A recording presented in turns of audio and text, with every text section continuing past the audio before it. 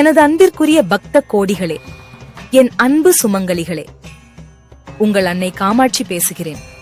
என் செல்ல பிள்ளைகளே, உங்கள் வாழ்வில் இன்பமும் அமைதியும் வற்றாத செல்வாக்கும் பெருக வேண்டும் என்பதே இந்த அன்னையின் ஆசை. வரும் மார்ச் 14ஆம் தேதி மகா சக்தியின் அருளை பொழியும் காரடையான் நோன்பு திருநாள் வருகிறது.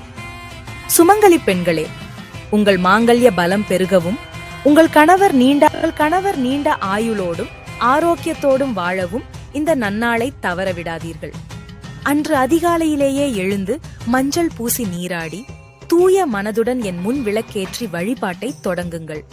அன்றைய தினம் முழு உபவாசமாக இருந்து உங்கள் பக்தியை வெளிப்படுத்துங்கள். உடல்நிலை ஒத்துழைக்காதவர்கள் உப்பும் புளிப்பும் இல்லாத உணவை உண்டு விரதம் இருக்கலாம்.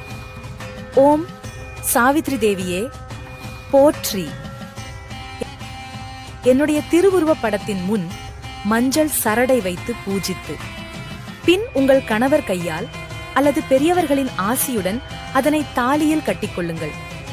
உங்களை சுற்றியுள்ள பிற சுமங்கலிகளுக்கும் மஞ்சள், குங்குமம், பூ மற்றும் தாலி சரடு கொடுத்து மகிழுங்கள். தானம் கொடுப்பதன் மூலம் உங்கள் புண்ணியம் பன்மடங்கு பெருகும். பக்தர்களே, இந்த தெய்வீக செய்தியை உங்கள் நண்பர்களுக்கும் உறவினர்களுக்கும் பகிர்ந்து அவர்களும் காரடையான் நோன்பின் பலனை பெற உதவுங்கள்.